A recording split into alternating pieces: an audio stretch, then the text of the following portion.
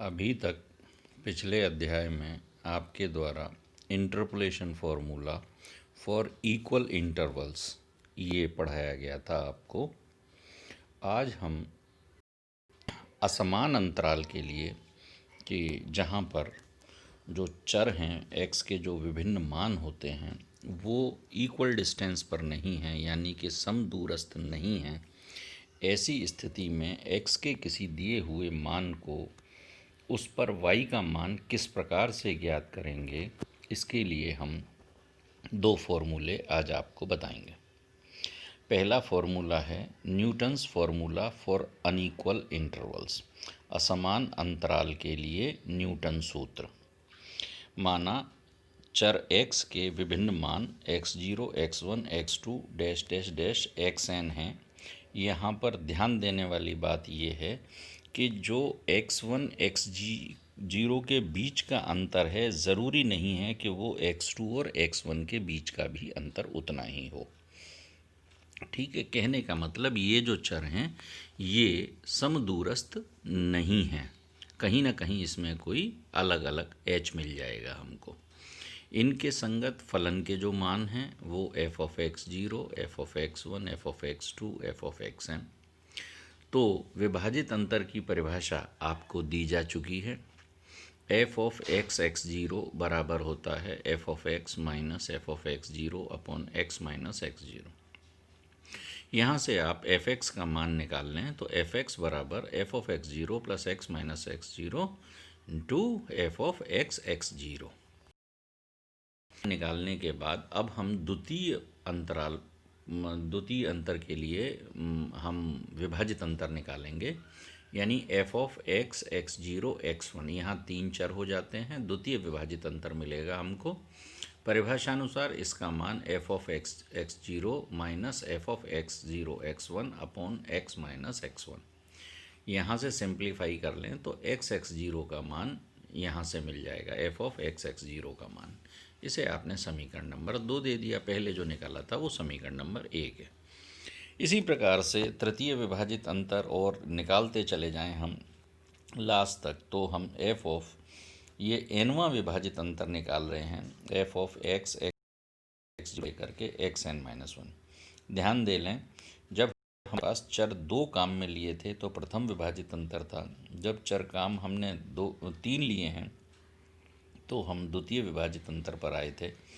ठीक है, इस प्रकार से जब ये n+n हमारे पास हैं, है ना, तो हम ये nवां विभाजित अंतर निकाल रहे हैं।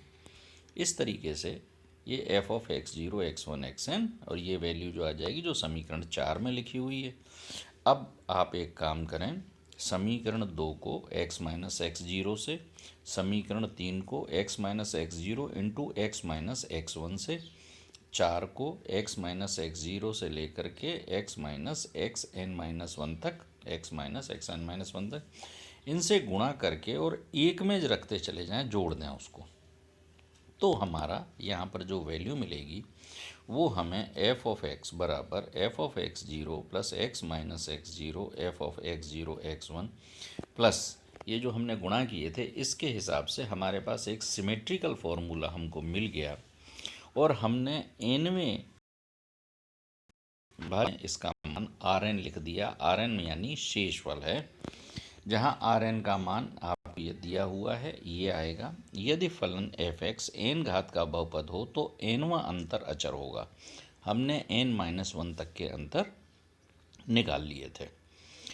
nवां अंतर अचर हो जाएगा, n+1वां अंतर शून्य है। अतः हमारा जो फॉर्मूला बनेगा वो बन जाएगा f(x) बराबर f(x0) plus x minus x0 f(x0) x1 plus so on, इसी प्रकार से लास्ट टर्म मिल जाएगी हमको, प्लस x माइनस x0। यह x यहाँ पर वह मान है जिस पर हमको y का मान ज्ञात करना है। y लेफ्ट हैंड साइड में है जो f(x) के द्वारा निरूपित है, राइट हैंड साइड में x0, x1, x2, xn-1 xn तक ये सारे मान हमको दिए हुए हैं।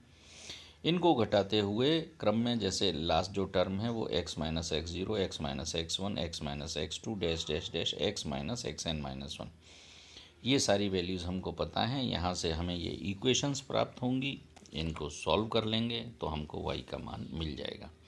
अब हमने आपको ये बता दिया कि एफ एक्स फॉर्मूला ये होता है। इसको यहाँ पर हमने दो प्रकार से लिखा था, जैसे मैंने बीच में लिखा है f of x zero x one x two, ये द्वितीय विभाजित अंतर किसका है, एक्स जीरो का। इसको आप ऐसे लिख सकते हैं कि डिवाइडेड डेल्टा का स्क्वायर सफिक्स में x one x two of x zero. ठीक है, इस तरह से इस फॉर्मूले को इस रूप में भी लिखा जा सकता है।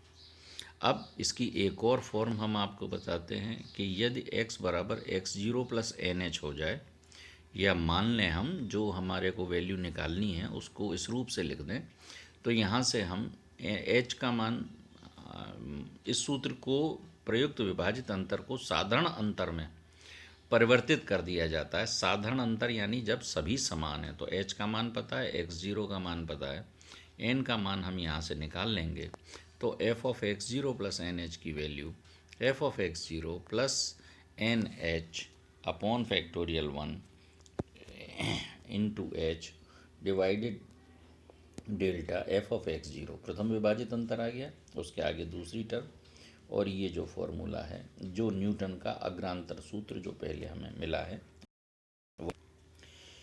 एक लैग्रेंजेस इंटरपोलेशन फॉर्मूला है, ये एक दूसरा मेथड है असमान अंतराल के लिए लैग्रांज का अंतर्वेशन सूत्र। इसमें क्या करते हैं हम कि एफ ऑफ एक्स जीरो बराबर ये फॉर्मूला लिखा हुआ है x minus x one x minus x two से लेकर के x minus x n upon x zero. प्रथम पद में डिनोमिनेटर में एक्स जीरो से हर टर्म घटेगी और आगे एफ ऑफ एक्स जीरो आ जाएगा, plus x minus x zero x minus x two. अब ऊपर एक्स माइनस एक्स वन नहीं है, जैसे प्रथम पद में एक्स माइनस था, दूसरे वाले पद में x माइनस एक्स वन नहीं है। ठीक है, इसलिए n में पद वाले में x माइनस एक्स एन नहीं होगा, पर एक्स एन में से डिनोमिनेटर में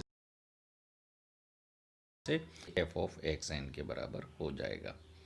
f ऑफ x की वैल्यू ये फॉर्मूला है हमारा, इसे हमें सिद्ध करना है। ठीक है, माना x चर के n प्लस वन मान x जीरो से लेकर के n तक हैं, ये समदूरस्थ नहीं है, इनके संगत फलन y के मान f of x zero f of x one f of x n होंगे। एफ एक्स चर x में n घात का बहुपद है, मान लिया ये इस बहुपद को पी एन एक्स कहते हैं।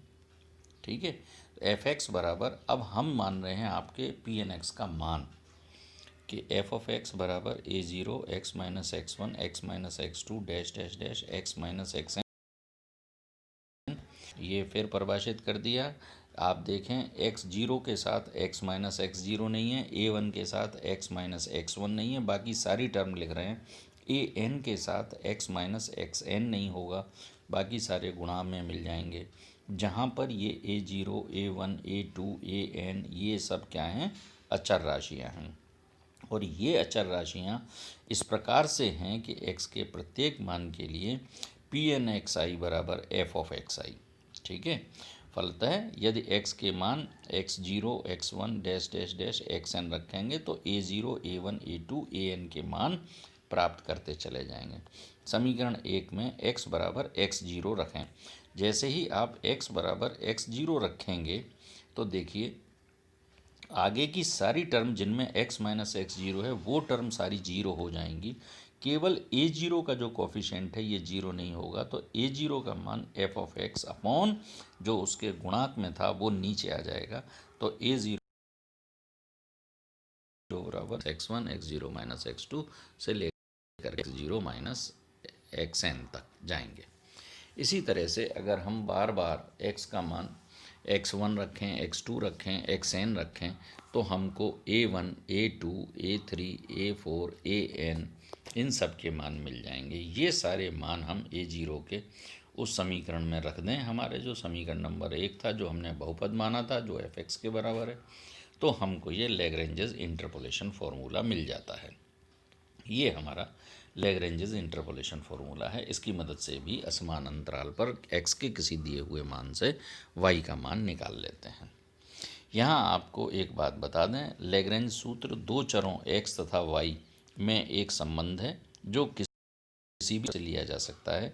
यहाँ यह स्पष्ट है कि f(x) को स्वतंत्र चर लेने पर हम एक सूत्र लिख सकते हैं, यानी हम f(x) के स्थान पर x और x के स्थान पर y के स्थान पर x ये इंटरचेंज कर दें तो भी हम इससे वैल्यूज़ निकाल सकते हैं कि x के किसी दिए मान पर y या y के दिए किसी मान पर x का मान निकाल सकते हैं। अगर ये चेंज कर देते हैं तो ये इस प्रकार से परिवर्तित हो जाएगा।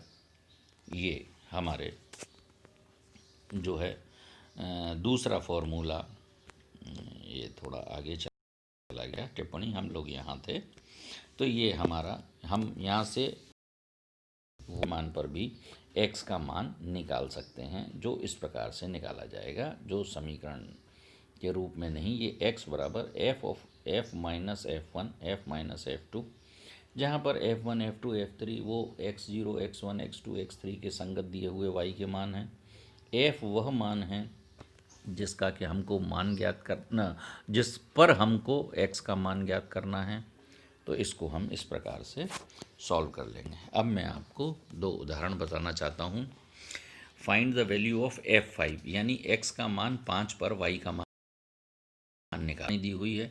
x0 का मान 1 है, x1 का मान 2 है, 3 है, 4 है, 5 है, यानी x5 तक के मान दिए हुए, उनके संगत y1 y2 y3 y4 y5 जिसका मान 128 है दिया हुआ है। अब ये आपने जब ये लिख लिए ये सारे मान, तो लैग्रेंज सूत्र में x बराबर 5 पर हमें निकालना है ये मान, तो 5 रख करके हम ये बाकी सारे मानों को इसके अंदर सब्स्टिट्यूट कर देते हैं, तो ये आ जाएगा f(5) बराबर ये इस तरह से, है ना। फॉर्मूले में x0 x1 x2 x3 x4 x5 के मान रख करके आ जाएंगे। करेंगे सिंप्लीफाई करने पर आपको f5 का मान मिल जाएगा, जो इस सवाल में 32.933 आ रहा है। अब आप दूसरे न्यूटन फार्मूले से एक सवाल सॉल्व करके देख लें, फिर आपको बहुत सारे सवाल सॉल्व करने होंगे कि f8 और f15 एक ही सवाल, एक ही आंकड़ों से आपको दो मान ज्ञात करने हैं। x बराबर 8 पर y का मान ज्ञात करना है, x बराबर 15 पर y का मान ज्ञात करना है। x0 4 है, x1 5 है, x2 7 है। इस तरह से ये एक्साइज के मान दे दिए, उनके संगत y के मान दे दिए। आपने ये डिफरेंस टेबल बना दी, देखिए आप 4 5 7 10 11 और 13 इनके संगत y के मान, अंतर किया 100 माइनस बटे 5 माइनस 4 तो आवन आ गया 294 माइनस 100 यानी 194, 194 बटे 2 7 माइनस 5 तो ये आ जाएगा 97। इस तरह से हम इस टेबल को कैलकुलेट कर लेते हैं और अचर राशि जब तक मिलती है तो हम कर लेते हैं, उसके आगे सभी के अंतर जो होते हैं वो शून्य हो जाते हैं। अब न्यूटन विभाजित अंतर सूत्र आपको पता है। न्यूटन विभाजित अंतर सूत्र में x बराबर 8 रख करके बाकी सबके मान हमें ज्ञात हैं, ये उस सूत्र के अंदर रख करके हम f8 का मान निकाल लेते हैं, जो 448 आ रहा है। जब x बराबर 15 रखेंगे तो इस कैलकुलेशन पर हमारा y बराबर 3150 आ रहा है। इस प्रकार से आपको इन दोनों फार्मूलेज़ के ऊपर बहुत सारे सवाल करने हैं, वो सभी सवाल कर लें। आती है आप अपने व्हाट्सएप ग्रुप से मुझे सूचित करा सकते हैं कि भाई मुझे ये सवाल नहीं आ रहा, मैं उस सवाल का सॉल्यूशन आपको दे दूँगा। धन्यवाद।